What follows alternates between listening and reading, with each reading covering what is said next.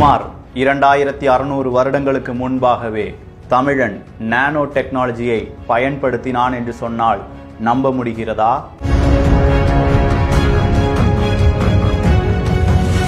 அவன் பயன்படுத்திய மண் பானைகளில் நானோ டெக்னாலஜி மூலம் பலவிதமான கோட்டிங் செய்திருக்கிறது என்கிற செய்தியை நம்மில் எத்தனை பேருக்கு தெரியும்?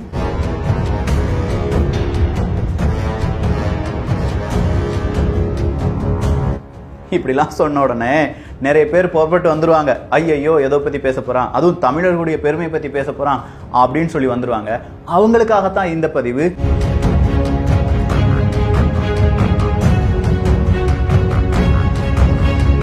அதுவும் கீழடியில் கண்டுபிடிக்கப்பட்ட கார்பன் நானோ ஸ்ட்ரக்சரை பற்றி தான் இந்த ஒரு பதிவு இருக்க போகிறது. அன்பு தமிழஞ்சங்களுக்கு தமிழ் பொக்கிஷத்தின் வணக்கங்கள்.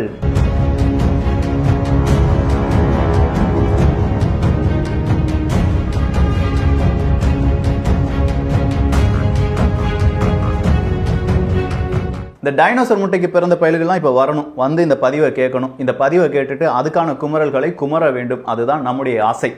என்ன பதிவு அப்படின்னு கேட்டிங்கன்னா, நம்ம முந்தா நேற்றுலாம் இந்த டார்பா சீரீஸை பார்த்துட்டு வந்தோம். இந்த டார்பா சீரீஸில் கிராஃபேனை பற்றிலாம் பார்த்துட்டு இருந்தோம். சிந்தட்டிக் செல்ஸ் எல்லாம் கிராஃபைன் வழியாக செய்ய போகிறார்கள். இந்த செய்தி எல்லாமே கேட்டபோது பலருக்கும் வியப்பாக இருந்தது. வெகு சிலர் 1-2 கமெண்ட்ஸ் என்ன போட்டிருந்தாங்கன்னா, நீங்க சொல்ற மாதிரியான டெக்னாலஜிலாம் வர்றதுக்கு 2200 வருடமாவது ஆகும், அந்த வருடத்தில் தான் நம்ம இந்த மாதிரி டெக்னாலஜிலாம் வர முடியும் அப்படின்னு சொன்னாங்க.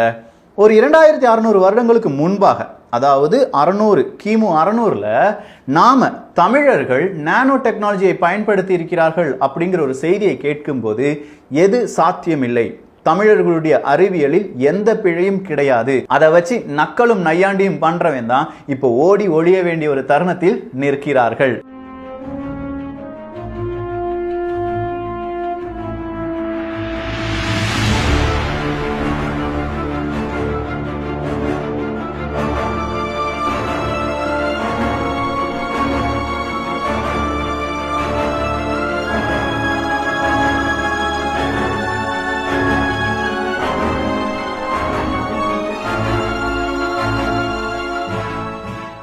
அது என்னடா 2600 வருடங்களுக்கு முன்பு அப்படின்னு சொல்றீ அப்படின்னா, கீழடி அங்க வந்துருச்சு.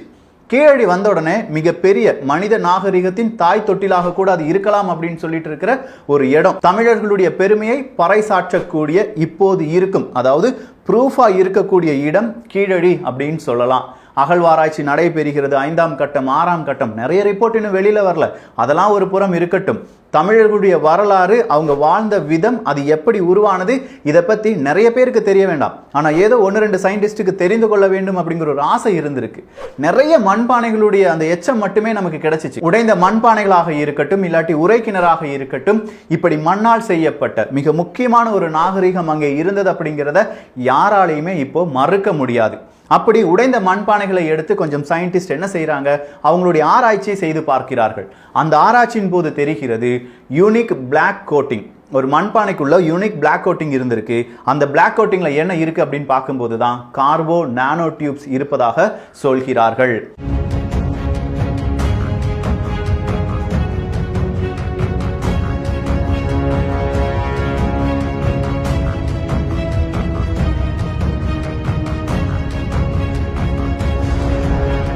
இந்த கார்பன் நானோ டியூப்ஸ் அப்படின்னு சொல்லும்போது 1991 கண்டுபிடிக்கப்பட்ட ஒரு பொருள் தான் கார்பன் நானோ டியூப், CNT அப்படின்னு சொல்லி அழைப்பார்கள். 1991க்கு பிறகு 2006க்குள்ள அமெரிக்காவில் மட்டுமே கிட்டத்தட்ட 4500க்கும் மேற்பட்ட அப்ளிகேஷன் இந்த கார்பன் நானோ டியூபுக்கு பேட்டன் ரைட் வாங்குறதுக்காக கொடுக்கப்பட்டிருக்கிறது என்பது வேறொரு சயின்டிபிக் பேப்பரா இருக்கு. ஸோ நம்ம இப்போ சொல்ல போறது, சொன்னது இது எதுவுமே சாதாரணமாக வாய்க்கு வந்தது சொல்லல மக்கா. கீழே சயின்டிபிக் பேப்பர் அப்படிங்கிறது இருக்கு, வேணுங்கிறவங்க வாசித்து கொள்ளலாம். தமிழ் பொக்கிஷம் சார்பாக கிராஃபைனா என்ன அப்படிங்கிறது போன பதிவுல பார்த்தோம். சோ அந்த கிராஃபைன்ல எந்த மாதிரியான ஸ்ட்ரக்சர் இருந்தது, கார்பன் அணுக்கள் அப்படிங்கிறது பெட்ஷீட்டாக அடுக்கப்பட்டிருக்கும். அப்படி அடுக்கப்பட்டிருந்தால் அதை கிராஃபைட் என்று அழைப்பார்கள். அப்படி ஒவ்வொரு பெட்ஷீட்டா எடுத்து கடைசி ஒரு பெட்ஷீட்டா மட்டும் இருக்கக்கூடிய கார்பன் அணுக்களை ஒரு ஷீட்டாக மாற்றினால் அதை கிராஃபேன் அப்படின்னு சொன்னோம். அப்படி ஷீட்டா இருக்கிற இந்த கிராஃபேனை ஒரு உருளை வடிவமாக அப்படியே மடித்தால் அதைத்தான் கார்பன் நானோ டியூப்ஸ் அப்படின்னு சொல்றாங்க. இந்த கார்பன் நானோ டியூப்ஸும் கிராஃபேனும் sp2 பாண்ட் வகையை சார்ந்தது. டைமண்ட் அப்படின்னு சொல்லும்போது அது sp3 பாண்ட் வகையை சார்ந்தது அப்படின்னு சொல்றாங்க. அதனால டைமண்டை விட, வைரத்தை விட உறுதியானது தான் இந்த கிராஃபேனும் அதே மாதிரி கார்பன் நானோ டியூபும்.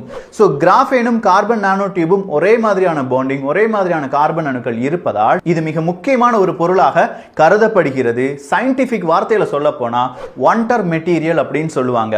இந்த ஒன்டர் மெட்டீரியல், அதாவது இந்த கார்பன் நானோ டியூபா இருக்கட்டும், அப்படி இல்லைன்னா கிராஃபேனா இருக்கட்டும், மிக உயரிய மின்கடத்தி, வெப்ப கடத்தி, அதே மாதிரி ரொம்ப கடினமான, ரொம்ப உறுதியானது, நிறைய விதத்தில் எலக்ட்ரானை பாஸ் செய்யக்கூடிய பண்புடையது, இப்படி சொல்லிக்கொண்டே போகலாம். எடை மிக மிக குறைவானதாக இருக்கும். இந்த கார்பன் நானோ டியூப் தான் புல்லட் ப்ரூஃப் ஆடைகளிலும் உபயோகப்படுத்தப்பட்டிருக்கிறது.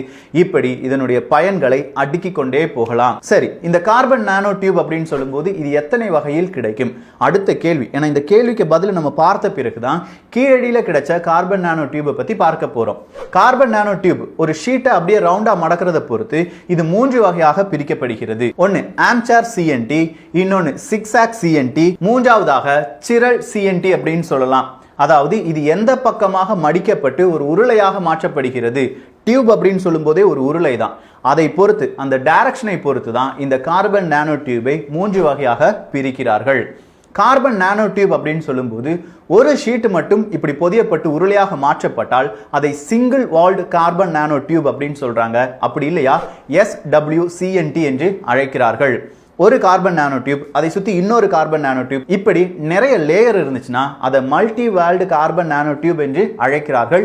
MWCNT என்று அழைக்கிறார்கள். இந்த சிங்கிள் வால்டு கார்பன் நானோ டியூபா இருக்கட்டும், இல்லாட்டி மல்டி வால்டு கார்பன் நானோ டியூபா இருக்கட்டும், இது இயற்கையாக உருவாகுமா? இந்த கேள்வி நமக்குள் வர வேண்டும். இந்த கேள்விக்கான பதில் 2008 ஒரு சயின்டிபிக் பேப்பர் வெளியில வருது, 2017 ஒரு சயின்டிபிக் பேப்பர் வெளியில வருது. இப்படி எல்லா பேப்பர்லயும் கொஞ்ச நாட்களுக்கு முன்பாக இதை கண்டுபிடித்திருக்கிறார்கள், ஆனால் இது இயற்கையாக உருவானது அப்படிங்கிறதுக்கு எந்தவித சாட்சியும் கிடையாது அப்படின்னு சொல்லி மட்டும் முடிச்சிருக்காங்க. அப்படின்னா சயின்ஸ் படி இது இயற்கையாக உருவாகும் அப்படிங்கிறது மிக மிக மிக குறைவான ஒரு சம்பவம் மட்டும்தான். அப்படின்னா யாரோ அதை என்ன செய்யணும்? அதுக்கு உதவி புரிய வேண்டும். இந்த மாதிரி சிங்கிள் வால்டு கார்பன் நானோ டியூபோ இல்லாட்டி மல்டி வால்டு கார்பன் நானோ டியூபோ உருவாக வேண்டும் என்றால் ஒரு எக்ஸ்டர்னல் ஃபோர்ஸ் தேவைப்படுகிறது.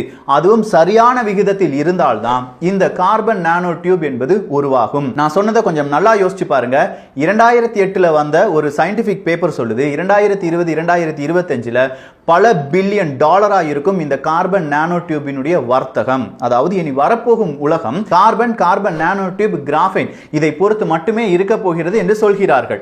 அந்த அளவுக்கு முக்கியத்துவம் வாய்ந்த இந்த கார்பன் நானோ டியூப் கீழடியிலிருந்து கிடைச்சிருக்கு அப்படின்னு சொல்ற ஒரு செய்தி பரவலா பல மீடியாவிலும் இன்னும் பேசப்படவில்லை. அது பேசப்பட போவதும் கிடையாது. ஆனா தமிழர்கள் நாம் தெரிந்து கொள்ள வேண்டும்.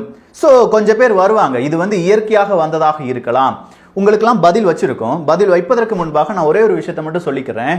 எல்லா சயின்ஸுமே இயற்கையா இருந்தது தான். அதுக்கு ஒரு பெயர் போட்டு இது இப்படி வந்தது அப்படின்னு சொல்லி அந்த ஒரு குழந்தைக்கு, யாரோ பெற்ற குழந்தைக்கு உங்களுடைய பெயரை சூட்டும் போது அது சயின்ஸா மாறுது, அவ்வளவுதான்.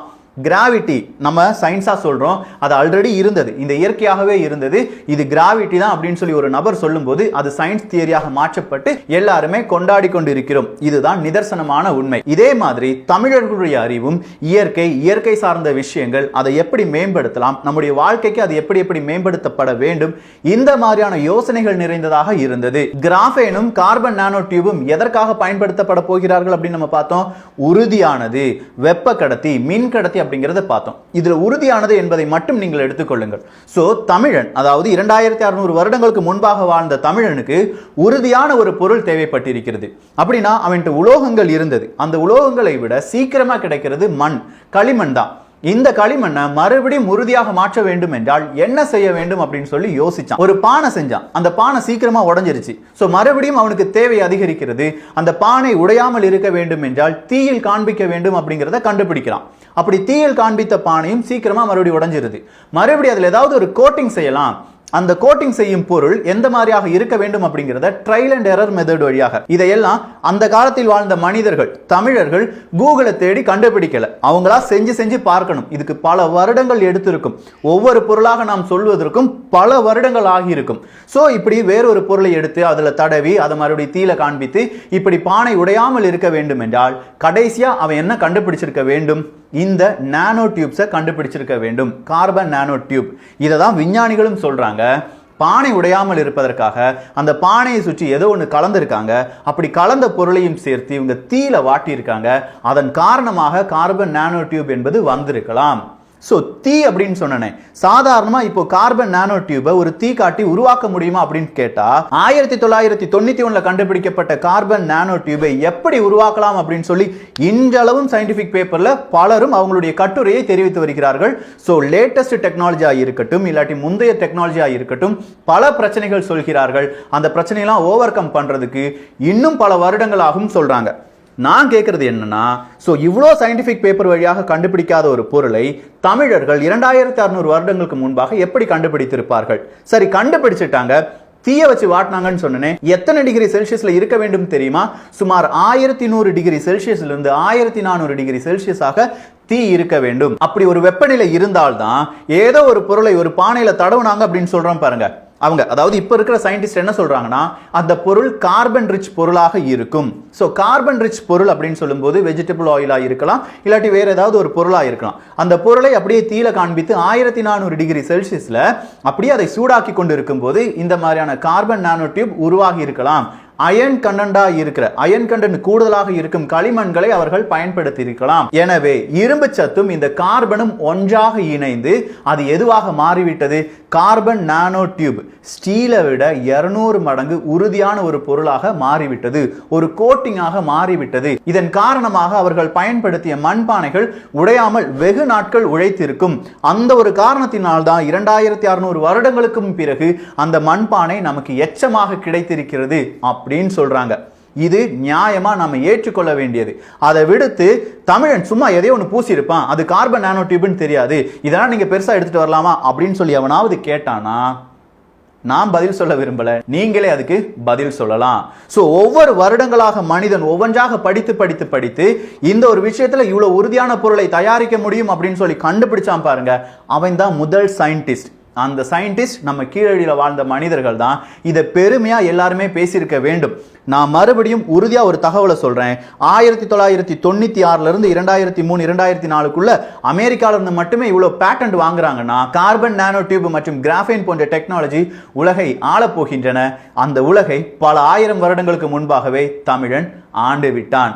இதுதான் நிதர்சனமான உண்மை. சோ மறுபடியும் நிறைய பேருக்கு ஒரு டவுட் இருக்கும். இப்ப கண்டுபிடிக்கப்பட்ட அந்த மண்பானை எச்சத்தில் கிடைத்திருப்பது சிங்கிள் வால்டு கார்பன் நானோ டியூபா, மல்டி வால்டு கார்பன் நானோ டியூபா, அது எந்த அளவுக்கு இருக்கும் இப்படிங்கிற ஒரு டவுட் உங்களுக்கு இருந்துச்சுன்னா, first nano tube, carbon nano tube என்பது ஒரு முடியை எடுத்துக்கோங்க. அந்த முடியை விட 50,000 மடங்கு சிறியதாக இருக்கும். இது சிங்கிள் வால்டா இருக்கலாம், இல்லாட்டி மல்டி வால்டா இருக்கலாம். ஆனா ஒரு தியரி இருக்கு. சயின்ஸை பொறுத்த வரைக்கும் இந்த single walled carbon nano tube இவ்வளவு நானோமீட்டரா தான் இருப்பதற்கான வாய்ப்புகள் இருக்கு அப்படின்னு சொல்லி சயின்ஸ் சொல்றாங்க. அந்த சயின்ஸ் சொன்னதை விட மிக குறைவான டயமீட்டர் கொண்ட கார்பன் நானோ டியூப் தான் நமக்கு இப்ப கிடைத்திருக்கிறது. சோ அந்த டெக்னாலஜி என்னவா இருக்கும்? இப்போ சயின்ஸே மண்டையை பிச்சுக்கிட்டு ஓட ஆரம்பிச்சிருக்கும். தமிழன் எதை வச்சுடா இதை கண்டுபிடிச்சான், எப்படிடா இதை பூசுனா, இதனால அவனுக்கு என்னடா லாபம் வந்திருக்கு? இந்த கேள்வியை தேடி போனாலே பலவிதமான உண்மைகள் நமக்கு கிடைக்கும். ஆனா இதை தேடி போவோமா? தேடி போகவும் மாட்டோம், தேடி போக விடவும் மாட்டானுங்க.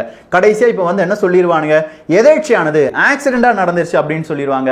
நம்பாதீங்க மக்களே, இதற்கு இன்னொரு ப்ரூஃபையும் நான் தாரேன். வூட்ஸ் அப்படி இல்லைன்னா டமாஸ்கஸ் ஸ்டீல் அப்படின்னு ஒரு ஸ்டீல் இருக்கு. வூட்ஸ் அப்படிங்கிறது உருக்கு என்கிற ஒரு வார்த்தையிலிருந்து பிறந்ததாக சொல்கிறார்கள். இந்த வூட்ஸ் அப்படிங்கிற ஆயுதத்தை, உலோகத்தை கண்டுபிடித்தது யார் தான்? தமிழன் தான். அது எப்படி செஞ்சான்னு தெரியுமா? இதே மாதிரி அயன் இருக்கு பாருங்க, இரும்பை உருக்கி அந்த உருகின இரும்பை ஒரு களிமண்ல ஊத்தி அதுல கொஞ்சம் மரப்பொடிகளை போட்டு, மரப்பொடியோ இல்லாட்டி ஏதோ ஒரு மரத்துண்டு, இந்த மரத்துண்டு அப்படின்னு சொல்லும்போது கார்பன் என்பதை நாம் நினைவில் கொள்ள வேண்டும். அந்த மரத்துண்டையும் போட்டு அந்த களிமண்ணால் ஆன அந்த பெட்டியை மூடி விடுவார்களாம். சோ அந்த மரத்துண்டும் அந்த சூடா இருக்கிற இரும்பும் வினை புரிந்து மரத்துண்டு கார்பனாக மாறி கார்பன் இரும்புடன் வினை புரிந்து ஸ்டீலாக மாறுகிறது. இததான் வூட்ஸ் ஸ்டீல் என்று அழைக்கிறார்கள். இதை கண்டுபிடித்தவனும் தமிழன் தான். இது எப்போது நடந்தது அப்படின்னு கேட்டீங்கன்னா கிமு 6வது நூற்றாண்டு தான். கிட்டத்தட்ட 2600 வருடங்களுக்கு முன்பாகத்தான். இரும்பை உருக்க வேண்டும், 1400 டிகிரி செல்சியஸ்ல இது எல்லாமே நடைபெற வேண்டும். அப்படின்னா தமிழனுடைய டெக்னாலஜி என்ன? அதே டெக்னாலஜி தானே இங்கேயும் இருக்கு. இதை மட்டும் நீங்க எதேச்சா நடந்ததுன்னு சொல்லி எப்படி சொல்ல முடியும்? வூட் ஸ்டீலை கண்டுபிடித்தது தமிழன் தான் அப்படிங்கறத ப்ரூவ் பண்றதுக்கு சயின்டிபிக் பேப்பர் எக்கச்சக்கமா இருக்கே. அந்த பேப்பர் உண்மை என்றால் இங்கே கார்பன் நானோ டியூபையும் தமிழன் அவனுக்கு தேவையாகத்தான் கண்டுபிடித்தானே தவிர எதேச்சா நடந்தது இல்லையே. ஐயோ போச்சே வட போச்சே உங்களுக்கு. நாளைக்கு இதை எதிர்த்து 2 பேர் காணொலி போடுவாங்கன்னு எனக்கு தெரியும். அந்த காணொலியில வேற ஏதாவது சொல்லுவானுங்க அப்படின்னு எனக்கு தெரியும். அப்படி சொன்னா இதை பத்தி இன்னும் கொஞ்சம் ஆலோசிச்சு, இன்னும் கொஞ்சம் எலோபரேட்டா, இன்னும் கொஞ்சம் சயின்டிபிக் பேப்பரை எடுத்து நம்ம மறுபடியும் வருவோம். அப்படி அவங்க சொல்லவில்லை என்றாலும் இன்னும் பல தகவலுடன் அந்த ஊட்ஸ்லாம் சொன்னோம் பாருங்க, அதை எப்படி மனிதர்கள் செஞ்சிருப்பாங்க, தமிழர்களுடைய ஆயுத கலை என்னவாக இருந்திருக்கும் அப்படிங்கறத பார்ப்பதற்காக வேறொரு பதிவையும் தமிழ் பொக்ஷம் சார்பாக பார்த்து விடலாம். சோ யாரும் மறந்துடாதீங்க, இதனுடைய இன்னொரு பாகம் இருக்கிறது, காத்திருங்கள். இந்த ஒரு காணொளி பற்றிய உங்களுடைய கருத்துக்கள் இங்கே வரவேற்கப்படுகின்றன. எல்லோரும் தமிழ் பொக்ஷத்தில் இணைந்திருங்கள். தமிழ் பொக்ஷம் சேனலை சப்ஸ்கிரைப் செய்யாத தோழர்கள் தோழிகள் தயவுசெய்து சப்ஸ்கிரைப் பண்ணிக்கோங்க. நல்லதை பகிர்ந்து நல்ல சமுதாயத்தை உருவாக்குவோம். நன்றி, வணக்கம்.